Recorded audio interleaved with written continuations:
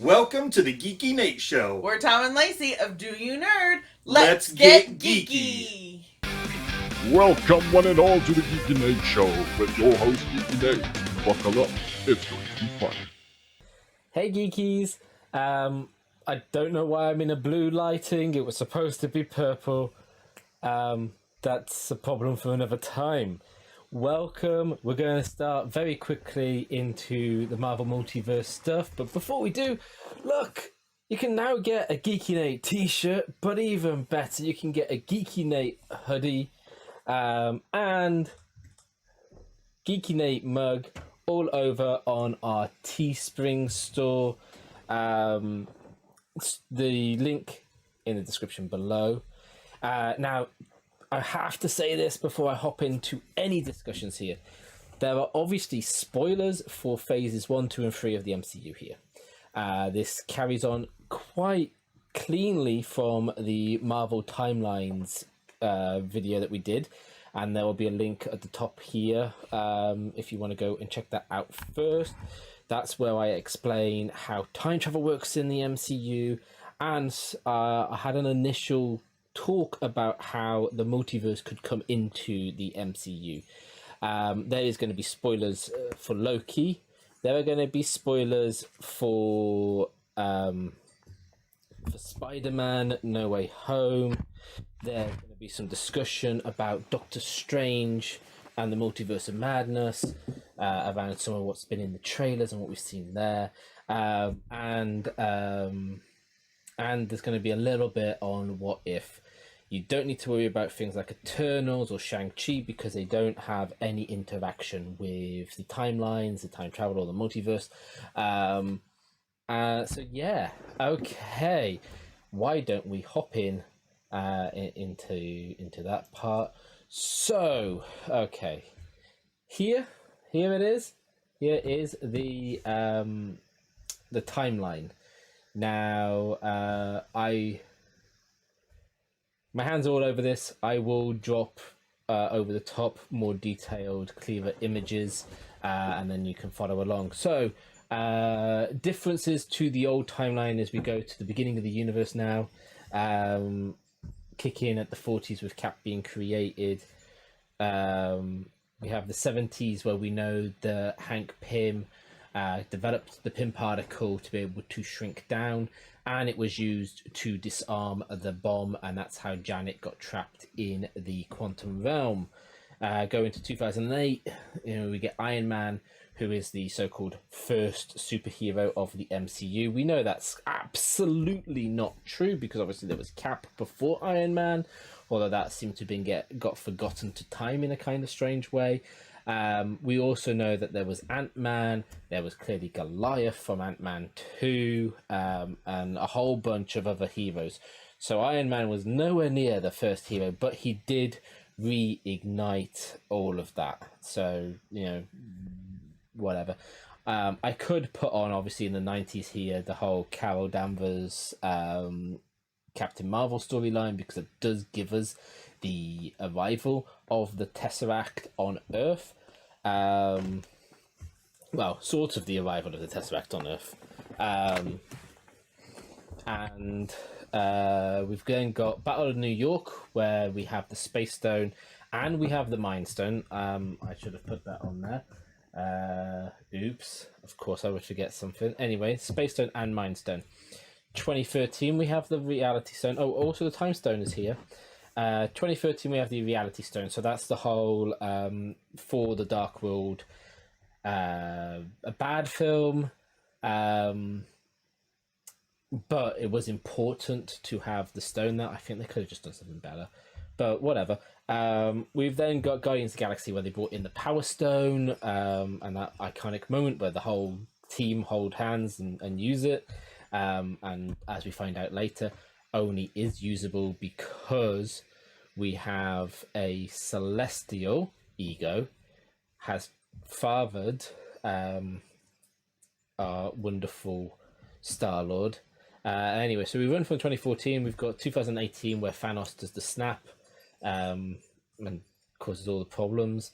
Then we've got 2023, which is Endgame, where they unsnap after the time travel antics. And so this is why we've got these dates, because we time travel back to 2014 to get the Power Stone. We travel back to get the Reality Stone, where the hammer goes missing. So as you should remember, Mjolnir is taken at that point, and that's how Cap ends up with it at the end of the film. It's also therefore how Jane Foster will get it in the next Thor movie, which means that it wasn't taken back, which is a big problem, because that means that there's a timeline where Thor does not have Mjolnir.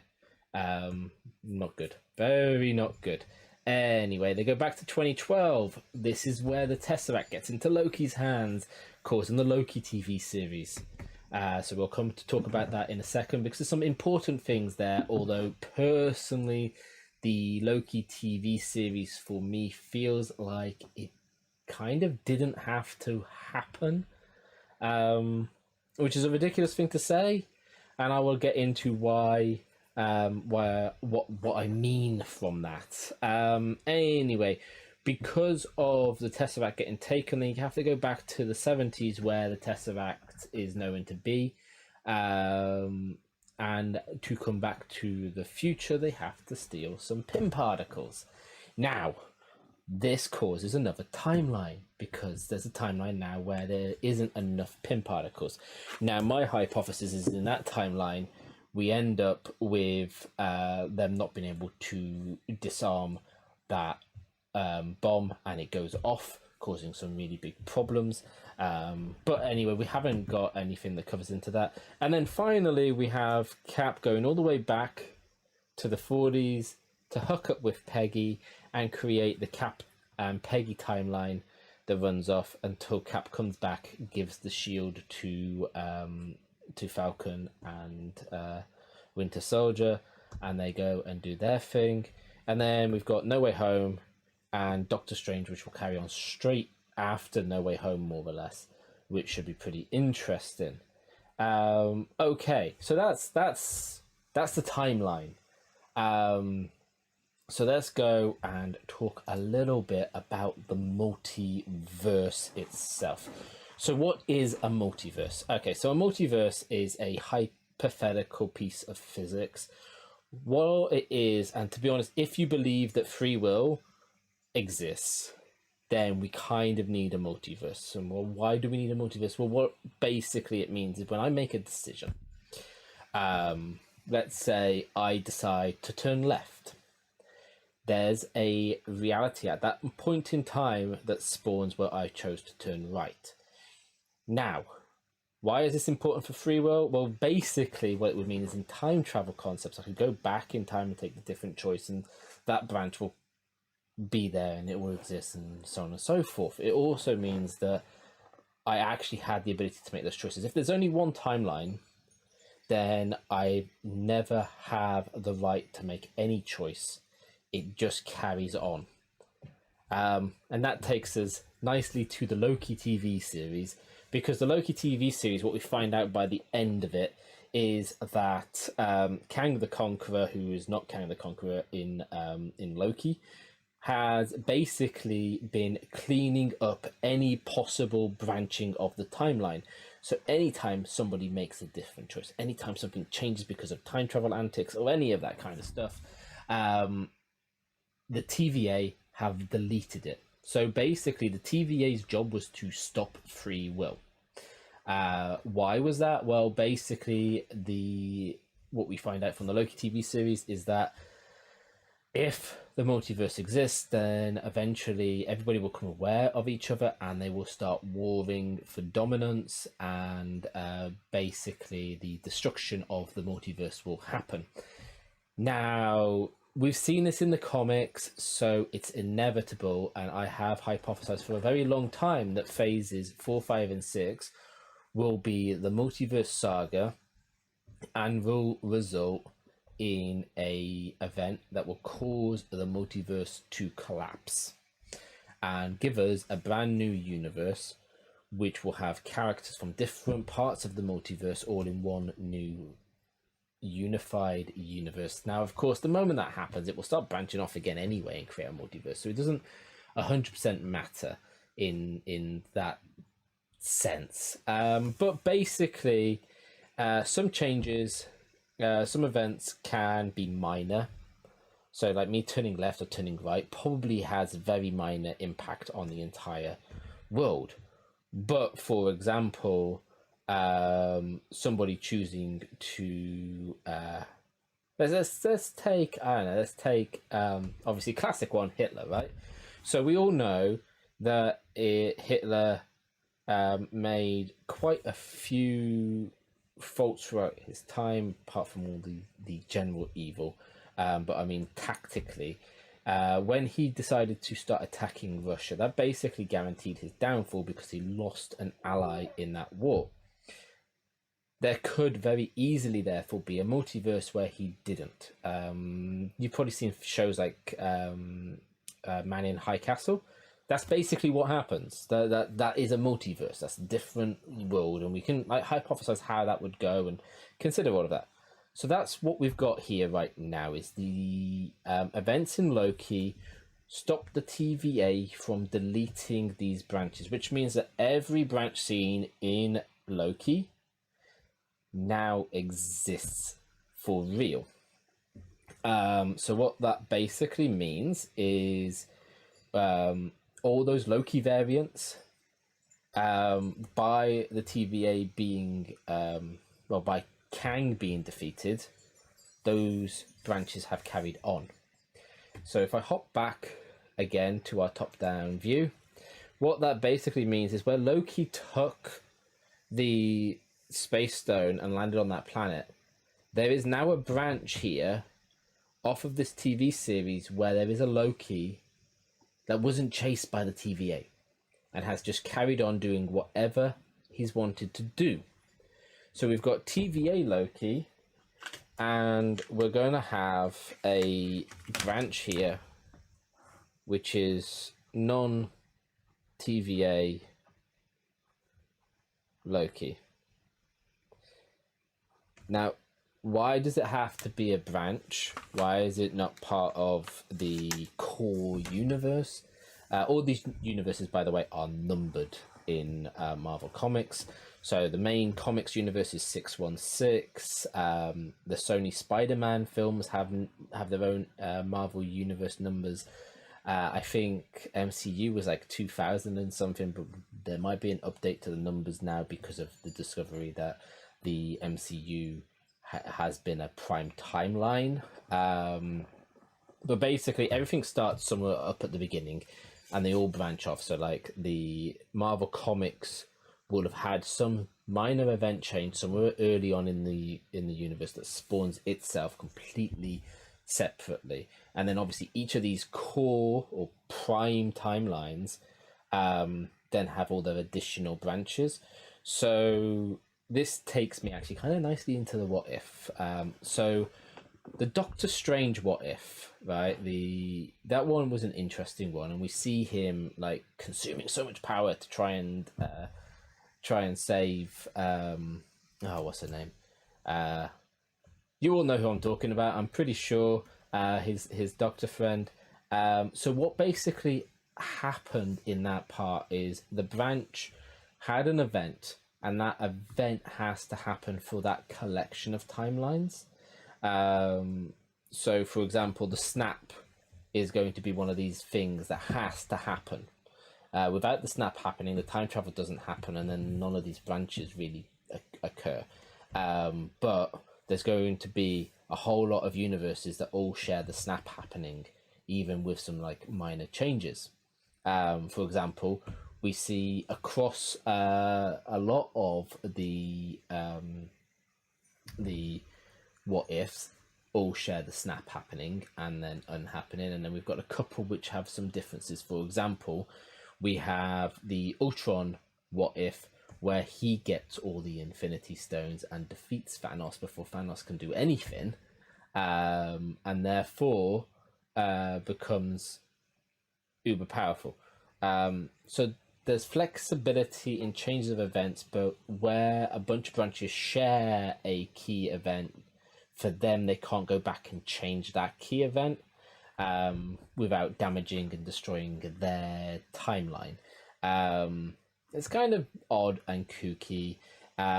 Some of it I kind of don't agree with. Like once you introduce a multiverse, and once you introduce the ability for things to be different and for time travel to change them, I don't agree with the Doctor Strange universe. I don't agree with the idea that there are solid points that can't be changed.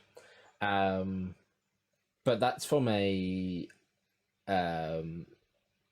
philosophical point of view, because although we have in modern mathematics and modern physics a hypothesis around the multiverse, and we also have an idea of how we can experiment to see it, and we have started to get some data returned in the quantum physics experiments to show what we can call multiverse ripples, which is basically as an event creates its two possibilities. So in this case, it's just particles and their interactions. So what? Okay, going off topic a little bit. Let's talk a little bit about physics. In quantum physics, we have something called the Heisenberg uncertainty principle. You would all know this as the Schrödinger cat. The cat is either alive or dead inside the box.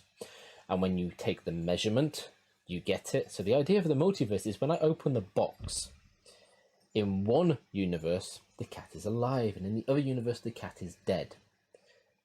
And at that point of taking that measurement, there is a ripple. And you can briefly measure that. And so in quantum physics, when we read the one attribute of a quantum particle, it's impossible for us to go and read the other parts, but what we can detect is the ripple of the other parts being detected in other multiverses, and that's kind of what we see on the quantum scale. The idea of testing it at the macro scale, so our scale, is really hard. The idea of being able to test like me making a choice changing things is very hard, but hypothetically, it should have the same impact. Anyway, right, I've gone off topic. Well, kind of not off topic. I've sidelined into science. Welcome to Geeky's lecture. So yes, Loki, basically, its necessity is 1, introduce Kang, 2, give a little bit of an understanding of the multiverse, and 3, to explain that the current timeline that we've witnessed, phases 1, 2, and 3, was a manipulated timeline. Now, the problem with this manipulated timeline is we don't know. We know that time travel was allowed to happen. So, this branch you see where I've got Cap and Peggy, we still don't know if that branch is actually the prime timeline and it's a loop. And you can have these things, you can have loops.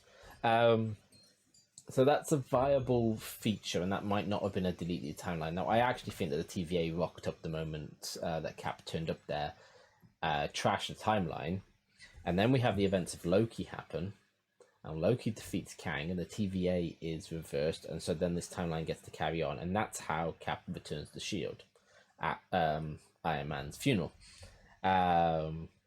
So you see what I mean by this isn't really impacted. What we've seen so far isn't really impacted by Loki. Loki season 2 maybe, but Loki season 1, no, not really. I think Loki's just going to continue to basically set up the different Kangs. Anyway, one thing that's worth mentioning here is the Citadel at the end of the Loki TV series and how it's able to see the timeline and see its branches. This can seem confusing. Heavily confusing, and this is just basic dimension understanding. So I've got a flat piece of paper here, right, and I've got straight lines. Something on this straight line can move up and it can move down. It's not aware that there's a left or a right. It doesn't know that there's a left or a right. It can't perceive it and it can't see it. So it's trapped to this timeline, right? Now, if I go from that flat 1D space and we introduce a 2D piece of paper, well, now I can move left and right. And what becomes interesting is once I move off of this line, I can witness this line. Okay? So that repeats again. Once I've got 3D space and I can look up, now I can see more and I can interact with more. So the end of time citadel is basically in a secondary time dimension. So if we think this is the one-dimensional time that we understand, time just keeps going forwards. Well, there is a second dimension of time, which will let you observe this first dimension and interact with it. And that's basically where the Citadel is. The Citadel exists outside of the one-dimensional timeline, and therefore can see all the branches and everything else that's going on. Okay, I think that really covers that part. In What If, you see the Watcher and his ability to witness all of these different universes. Well, he doesn't exist in a separate time dimension as much as the next spatial dimension. He's in the fourth spatial dimension, because we've only got the 3 that we're aware of. So that's how he's able to observe all these different universes. He basically exists at the next spatial level. Now, technically, he probably also exists in the secondary time dimension, which allows him to fast forward and rewind and witness events. And as he's interacting with something, that's when things can become aware and interact out, like how Ultron breaks out and does the stuff. Now, why am I talking about What If? Well, What If introduces one of my favorite things and something that's worth being aware of for the upcoming films. So the first thing that What If introduces is in 1940, we get Peggy Carter. Peggy Carter gets the Super Soldier Serum. Okay, why is this important? Well, Captain Carter, I'm pretty certain, is appearing in Multiverse of Madness. So that gives us one timeline. We know that in pretty much around 2017, 2018, we have the return of Janet Van Dyke, and this is the zombie universe. So Zombie Janet appears, which is the second Marvel zombie universe. So we have already seen in the trailer Zombie Strange, so therefore this is happening. There's going to be a crossover into the core movie universe. An interesting one worth talking about is going back to I think it's 2014, 2015. I think it's 2015 actually. Ultron.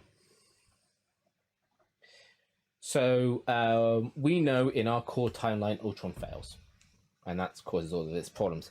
Well, we have Ultron succeeds. Why is this important? Well, this is when I say Ultron succeeds, I don't mean Ultron succeeds in evil. I mean Stark's idea succeeds. So he successfully creates an Ultron that protects the Earth correctly. This will give us superior Iron Man, which is currently rumored to be being played by Tom Cruise. God help us all. That's going to just be the worst thing, but I understand the reason for it. But, you know, Tom Cruise. But yes, so these 3 things are going to be interesting because they're coming into the piece. And then finally, the one thing that I need to talk about with all of this is at the end of time.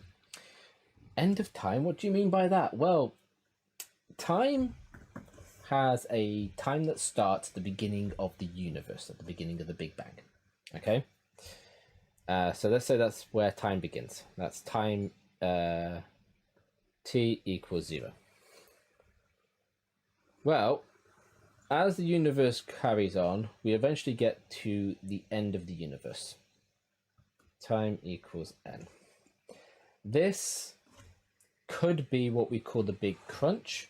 So what that basically is that the gravitational pull outweighs the current universal expansion, and it causes everything to contract back down. All of the energy of the entire universe goes back into a single point, and then explodes again, gives us another big bang. But as such, there is a concept of the end of time, because that time coordinate disappears, and then a new universe would be blossomed out of it. We kind of have a hint that in the MCU this is the case, because Kang in the Citadel explains to Loki that basically when he defeated all the other Kangs, that's what he did. He reset time, and he has controlled all of time from beginning to end. Now, because it ends in a collapse and then the beginning of another Big Bang, the Kang controlled version means it's a loop. So he destroys it and restarts it exactly the same so that nothing happens. Now he's been defeated and we get this version. What basically that means is there is a city at the end of time known as Utopia. And Utopia is where Miss America, or Chavez, lives. And so she's going to be the main person coming with Strange on the journey with Wanda.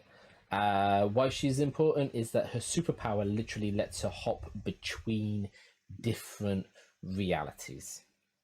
And that's how we're going to get all of these interesting hijinks. So I think I've covered kind of everything. I've explained that basically it's choices or events that can spawn different kinds of universes. So why don't you sit back, think about some things where things could have been interesting, could have been different, you could have done something differently, and consider how that might have impacted things, how that might have changed things, not just for you. What could have been the bigger butterfly effects from that?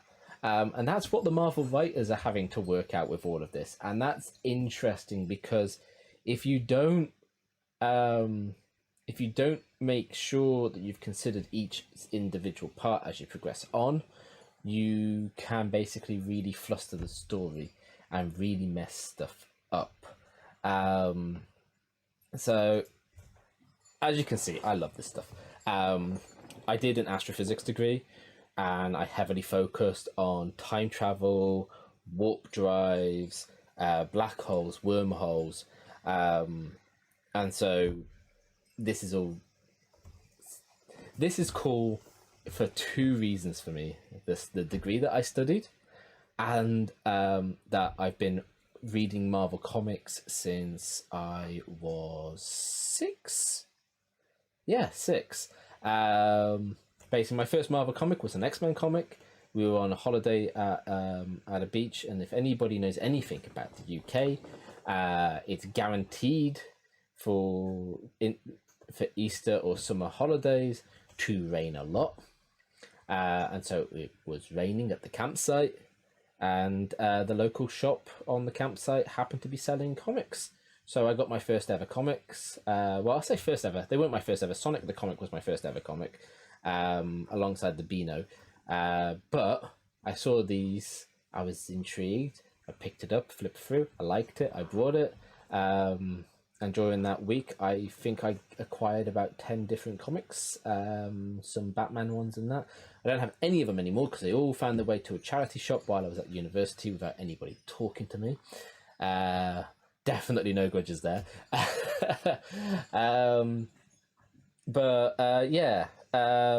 Oh, I forgot to talk about Spider-Man and the importance of Spider-Man in this. Okay, we don't need pens and paper for this. So, Spider-Man. The Spider-Verse is basically pulled in Spider-Man. Why? Well, the spell that is trying to be done is simply a memory spell, but because it's manipulating reality itself, that's how you would wipe out so many memories. You have to manipulate quite a lot of stuff, and it seems like it's a reality manipulation based on the events instead of just a mind wipe. So basically, that results in a connection to all of the Spider-Verse. There's a very good reason for this. It may come up in the MCU, it might not, but in the comics, Spider-Man has acquired his powers because he is a totem bearer. So inside his body, genetics, mystical, magical stuff, he has the spider totem. Now that connects him to a character called Madam Web, and she basically weaves the interconnections between all of the different Spider-Men across all of the multiverse. She is a special creature in that all of her existences are an anchor for all for all of the universes, and so she exists as kind of like one being aware of all things. Wanda has a similar thing, and that's probably going to come up in Doctor Strange, is that she is also one of these kind of beings where she sort of exists as one connected entity. We'll talk about that. I think that needs to be talked about in a different video because we're running quite long into this discussion. Anyway, so we get Tobey Maguire and Andrew Garfield in with Tom Holland. This connects those two Spider-Verses, but also what's really important is by the end of the film, their timelines have been changed because those characters died in the films. And instead, they saved them, which means when they came back, there will now be branched timelines. So there will be the timelines that we know of, that we watched and we witnessed, and now there's ones where they carried on and they have existed without the problems. So there's going to be a universe now where Doc Ock isn't damaged by his legs, and there's going to be a universe where Doc Connors is back fine, and so on and so forth, basically. So that's pretty cool. Those have all got multiverses, but what it basically did is connected everything. One of the most important parts of this, apart from the fact that Venom is now in the MCU, somehow the spell didn't send a tiny little bit of Venom. I don't really know how, and I don't really have the time to work it out, but I guess if the symbiote somehow worked out the connection to the universe and found a way to make it connected to that universe. Anyway, the point of No Way Home is for this spell to be cast, right? I don't think the final spell at the end of No Way Home is what causes the break in the universe. It could be. The only way it could be is that Doctor Strange made sure that he would still remember Peter, or that Wong would still remember Peter. And what we learned was anybody remembering Peter would mean that the universe is done for. I think that there's another spell. I think another spell has been cast since. I think it's a bit more reality manipulating. I think Wanda is playing around with the Darkhold, which we find out that she's now got at the end of WandaVision, which is why WandaVision is kind of important to watch. I think Wanda using the Darkhold has interrupted some of the magic that Strange has done, and that actually is what causes the problem across the multiverse. And we see that we've got a council maintaining the multiverse, which is interesting because that kind of parallels back to the What If series, where we've got the Guardians of the Multiverse, So I suspect that Captain Marvel is going to be found at that council. I think she's going to be one of the seated members, and I think that that will have been formed a little bit after these events, making them the protectors of the multiverse as a council, and they will judge all people of the multiverse for interacting with the multiverse. But anyway, I'm really excited for the film. It's not long now before it comes out. I hope you all are. I don't think I've got anything else to talk about right now with all of this, but obviously by them bringing in the Spider-Man movies, and we know that Marvel owns the Fox stuff, this means that every single Marvel movie that has ever been made is now open to appear in the MCU. Not only that, this means every cartoon, every novel, every graphic novel, all of those can cross over. This is a huge amount of media. Do I think that they all will? No. Do I think that those that have a bit more popularity will? Yes. So does this mean that we could see Daredevil from the movies? Possibly. We will definitely, in my opinion, be seeing one of the Mr. Fantastics from the two movies. I just don't know which one. I don't think it's Miles Teller. I think we're going to be going back, which should be interesting. However, they're not going to be the Fantastic Four in the MCU that we're going to get to see in the next, I think, year and a half, 2 years, maybe. Anyway, that's enough mumbling from me. I do expect, though, that the events of Doctor Strange are going to fundamentally impact and change the Marvel Universe in ways that we are yet to comprehend. But I think that there's one thing that we can be certain of at this point, and that is there are going to be characters that will come over permanently into the MCU. There are things that are going to lead us down what is clearly coming up as the next bunch of plans, and I think that something really major has to impact a large portion of the world, because I do expect there to be some repercussions coming down the line.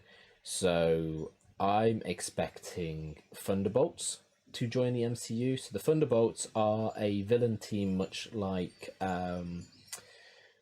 Suicide Squad, apart from they're not going to be murdered for helping people out, and they actually end up being that kind of a real villain team in the end, because they were just set up to dupe people and be better than the heroes.